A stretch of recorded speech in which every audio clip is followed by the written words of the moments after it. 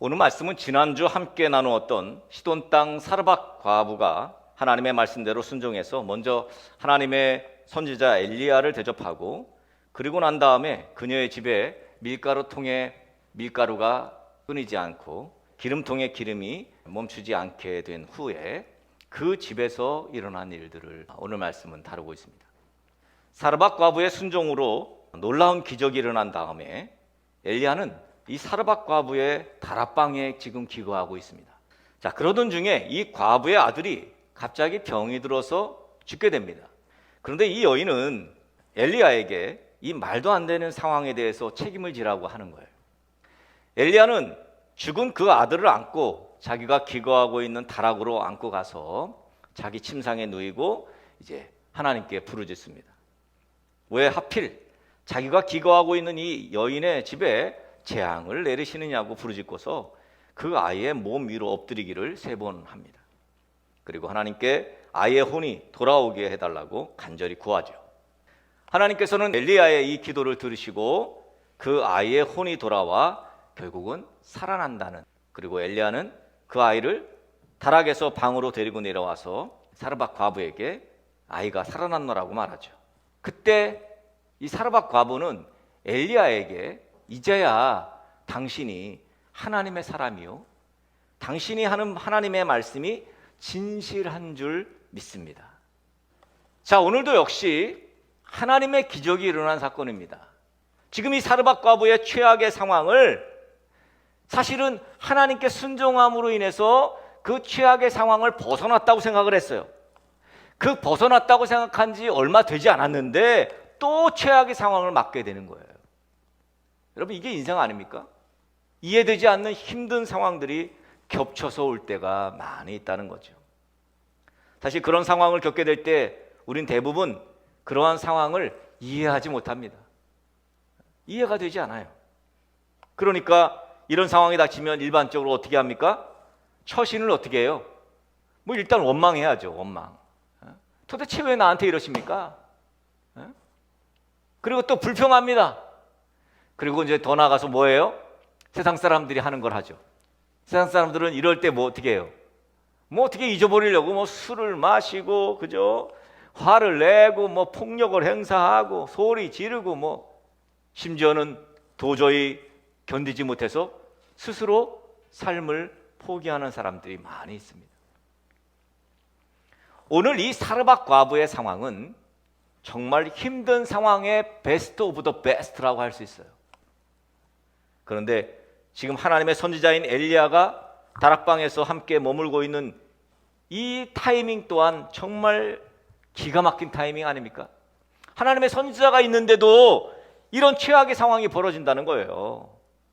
여러분, 언제든지 우리는 힘든 상황에 처할 수가 있습니다. 참 힘든 상황에 안 처했으면 좋겠어. 그런데 그게 우리 마음대로 되는 게 아닙니다. 힘든 상황에 처했을 때 어떻게 해야 하는가에 따라서 그 힘든 상황을 이겨낼 수도 이겨내지 못할 수도 있다는 것입니다. 우선 이 사르밧 과부는 정말 황당했을 것입니다. 최악의 상황이라고 생각했던 그때 하나님께서 엘리야를 통해서 살게 하셨는데 또 최악의 상황과 맞닥뜨린 것입니다. 자, 이럴 때는 어떻게 해야 될까요? 사실 이럴 경우에는 할 수 있는 게 없어요. 최악의 상황이 아닌 경우에는 할 수 있는 게 얼마나 많아요. 인간적으로 할 수 있는 게 참 많습니다. 그런데 이런 최악의 경우가 왔을 때는 사실 우리에게는 할 수 있는 게 없습니다. 하나님, 할 수 있는 게 없습니다. 하나님만이 하실 수 있는 상황 도와주세요. 하나님. 이게 뭐예요? 기도죠. 기도밖에 할 수 없어요. 그러니까 이 말은 무슨 얘기예요? 기도밖에 할 수 없다는 얘기는 기도가 최상이라는 거예요. 기도가 가장 빠르다는 거예요. 기도밖에 없다는 거는 기도가 제일이라는 거지. 그렇다면 역으로 기도를 안 한다는 건 뭐예요? 포기한다는 거예요. 포기한다는 거지. 최소한 그래서 기도하면 됩니다. 제가 요즘 느끼는 거예요. 최소한 기도하면 된다. 결국 우리 험난한 인생에서는 기도가 답인 거예요. 최소한이고 그게 최대한인 거예요. 기도밖에 없어. 여러분들의 인생은 어떻습니까? 우리들의 과거를 돌이켜보면 우리들의 힘든 상황들의 이유를 우리가 다 알아요? 제대로 모릅니다. 이유는 몰라요, 사실. 우리는 왜 이러한 일들을 하나님께서 허락하시는지 분명한 하나님의 계획을 알면 그러면 아무 문제가 없어요. 하나님의 계획을 미리 알게 되면 문제가 없어. 그냥 떳떳해. 하나님 앞에 기도하고 하나님 뭐 해주실 거니까 배짱이 생기는 거예요. 이게 바로 믿음의 배짱이에요. 다 알게 되면. 그래서 경험하는 거예요. 경험을 해야 알거든요. 아, 옛날에도 이랬어. 이런 상황 보셨을 때 그냥 하나님이 다 해결했어. 걱정 없어. 그러면서 버티는 거예요. 이게 바로 믿음의 배짱인데 이런 게 안 생기는 거예요. 이 믿음의 배짱이 안 생기지. 왜? 그렇게 바닥에 처해 있을 때, 힘든 상황에 있을 때 우리가 기도로 하나님의 능력으로 하나님의 기적을 경험해 본 적이 없기 때문이죠. 오늘 사르밧 과부의 상황을 살펴보면서 우리는 얻게 되는 무언가가 있습니다. 한마디로 말하면 하나님의 의도죠. 24절에 보면 그 하나님의 의도를 엿볼 수가 있습니다. 여인이 엘리야에게 이르되 내가 이제야 당신은 하나님의 사람이시오 당신의 입에 있는 여호와의 말씀이 진실한 줄 아노라. 그러니까 24절 말씀을 보면 결국 기적이 일어난 것은 하나님은 이 여인이 엘리야를 하나님의 사람으로 그리고 엘리야가 전하는 하나님의 말씀이 진실하다는 것을 확실히 알게 하기 위해서라는 거예요. 다시 말하면 이 아이가 죽은 것도 이 사르밧 과부의 아이가 죽은 것 역시 하나님의 말씀이 엘리야에 있는 하나님의 말씀이 진실하다는 것을 알려주기 위한 하나님의 계획이었다는 거예요. 하나님의 의도였다는 것입니다. 절망의 상황에 머물러 있으면 그저 원망하게 되고 저주하게 되고 또 포기하게 됩니다. 그러나 하나님의 의도를 알아봐요. 다 알아봐. 그러면 오히려 감사하게 될 것입니다. 그러니까 하나님께서 우리가 지금 겪고 있는 정말 그 다양한 문제들을 통해서 어떤 계획을 하시는 것인가 먼저 알아야죠. 먼저 알아야. 그러니까 하나님의 계획이 뭔가 알도록 먼저 알려고 힘써야 합니다. 그래서 우리는 이러한 어려운 환경이 닥쳐오면 먼저 하나님께 묻는 거예요. 하나님, 이유가 뭡니까? 하나님의 의도는 뭡니까? 기도하는 거예요. 이런 사람이 지혜로운 사람인 거죠. 결과적으로 이 사르밧 과부가 엘리야 선지자를 하나님의 사람으로 그리고 엘리야 선지자가 선포하는 하나님의 말씀이 진실하다는 것을 믿게 되는 것이 왜 중요해요? 왜? 뭐 때문에? 왜 하나님은 이런 일들을 벌이신 겁니까? 여러분, 우리의 사명은 하나님의 사랑, 하나님의 그 큰 사랑, 즉 하나님께서 이 세상을 너무 사랑하셔서 당신의 아들이신 예수 그리스도를 이 땅에 보내주시고 우리 죄를 대신해서 십자가에서 담당시켜서 죽게 하시고 부활하심으로 그것을 믿는 모든 사람들에게 하나님은 영원한 생명을 허락하셨다는 이 기쁜 소식을 모든 사람이 믿게 해야 하는 사명이 우리에게 있는 거예요. 이 사명을 위해서 지금까지 그리고 오늘도 우리는 고군분투하고 있는 것입니다. 그런데 그 말을 믿어줘야지. 도대체 예수 구원의 놀라운 비밀을 도대체가 믿으려 하질 않아. 믿으려 하지 않죠. 그저 죄악 속에서 자기 마음대로 이기적으로 그렇게 사는 것에 대해서 아무런 거리낌도 없을걸요. 말해도 듣지 않아요. 그러니까 어떻게 해야 돼요? 하나님은 사르밧 과부의 경우처럼 정말 최악의 상황까지도 만드시는 거예요. 최악의 상황이 나쁜 것만은 아니에요. 결국은 그러니까 사실 인간은 누구나 다 100% 죄인입니다. 이 말은 100% 진실한 인간은 없다는 거예요.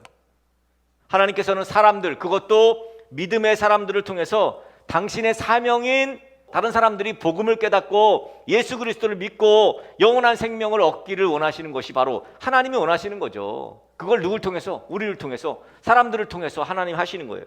그러려면 먼저 그 사람에 대한 신뢰를, 그 복음 전하는 사명을 감당하는 그 사람에 대한 신뢰를 먼저 회복시켜야죠. 누구도 예수님을 직접 볼 수가 없어요. 그렇다면 예수님은 어떻게 보여줘야 됩니까? 나를 통해서, 여러분을 통해서 예수님을 보게 해야 합니다. 그러려면 우리의 말을 믿을 만하다 여겨야 될 거 아닙니까? 진실함을 회복시켜야 될 거 아닙니까? 그래서 하나님은 아들을 병으로 죽게 하고 엘리야로 하여금 다시 살리게 하신 거예요. 사르밧 과부의 이야기는 여기에서 끝납니다만 이 사르밧 과부의 남은 인생이 어땠을까를 한번 유추해 보셔야 합니다. 하나님의 역사를, 하나님의 기적을, 하나님의 살아계심을 이웃들에게 엄청나게 드러내며 살았을 거라고 저는 생각합니다. 아들과 함께. 당사자 아닙니까? 아들은 또 아주 당차게 믿음의 배짱한 걸 말해요. 그렇게 아마 살았을 거예요. 하나님이 우리에게 원하시는 건 바로 이런 거죠. 우리는 믿음의 눈으로 항상 우리의 상황을 봐야 합니다. 이미 사르밧 과부는 밀가루 통에 가루가 마르지 않는 것을 경험했던 사람이에요. 그죠? 이쯤 되면 하나님의 선지자 엘리야를 신뢰할 법한데 그렇지 않다는 거예요. 사람에게 신뢰를 얻는다는 것은 참 어려운 거예요.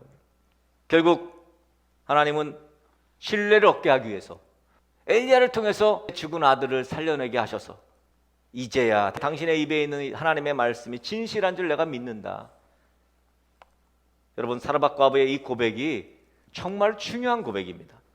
우리는 결과적으로 하나님의 기적을 경험해야 합니다. 존 웨슬리 목사님이 하나님의 은혜를 경험하는 신앙적 경험이 인생에서 정말 중요하다는 것을 말씀하셨습니다. 우리가 최소한 어떤 상황에 처했을 때 하나님의 의도를 생각하지 않는다면 올바른 판단은 우리가 할 수가 없습니다. 하나님은 우리를 너무 잘 알아요. 그래서 어떻게 해야 우리가 하나님을 믿고 또 하나님 앞으로 나아가고 하나님께 포기 선언하고 하나님을 우선순위로 할 것인지에 대해서 우리를 너무 잘 아십니다. 어떻게 해야 하는지. 사르밧 과부에게 있어서 그 아들은 아마 자신이 기댈 곳이고 살아갈 이유고 또 이 사르밧 과부 자신이었을 것입니다. 아들 하나 보고 뭐 사니까. 근데 그 아들 하나 보고 있는 그 아들, 그게 하나님이었지, 아들이. 그런데 그 아들을 죽게 함으로 결국은 사르밧 과부의 모든 걸 다 무너뜨린 거예요. 이게 중요합니다. 이게 엘리야를 통해서 다시 살리게 하심으로 사르밧 과부의 우선순위를 바꾸신 거예요. 하나님이. 이게 중요해요. 우리에게 있는 우선순위, 우리가 가장 최우선을 여기는 거, 하나님보다도 더 우선순위를 여기고 있는 것도 있다는 거예요. 그거를 하나님께서는 과감히 무너뜨리신다는 거죠. 그러니까 여러분, 하나님께서 여러분에게 최악의 상황을 만든 거, 이 사르밧 과부처럼 아들이 죽게 하는 정도에 이르기까지 최악의 상황을 만드는 것은 여러분들이 가지고 있는 우선순위를 하나님이 부수고 하나님이 우선순위라는 것을 드러내기 위하심이라는 거죠. 누구도 하나님을 경험하지 않고 머리로 우선순위를 바꿀 수가 없어요. 없어요. 하나님의 기적을 경험해야, 하나님의 살아계심을 경험해야, 하나님의 전능하심을 경험해야 우리는 그것을 통해서 우리의 우선순위가 바뀔 수 있는 것입니다. 어쩌면 그래서 지금 최악의 상황일 때, 바닥의 상황일 때 이때가 기회인 것입니다. 어쩌면 오늘이 기회일 수 있습니다. 우리가 바닥을 치고 있는 가장 최악의 상황이라고 할 수 있는 지금 상황이 하나님에게는 어쩌면 그 최악의 상황을 이겨내게 하셔서, 그러니까 그 최악의 상황이 결국은 최상의 상황으로 만드시는 하나님의 놀라운 계획이 있다는 거죠. 그러니 부디 하나님의 그 어떤 의도, 그 어떤 의도인지는 모르겠어요.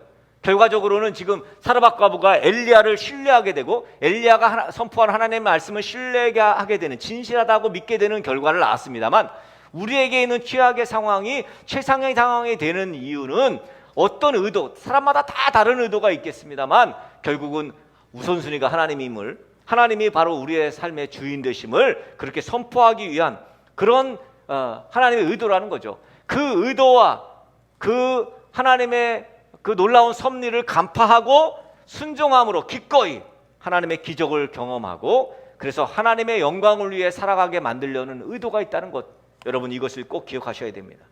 그래서 여러분에게 나타나는 하나님의 기적, 여러분은 그 기적을 경험하셔야 합니다. 매일마다 그 기적을 드러내셔야 돼요. 사실 우리의 삶에 매일이 기적이고 매일이 감사해요. 왜냐하면 수많은 사람들이 지금 그 삶을 살 수 없는 환경이 너무도 많습니다.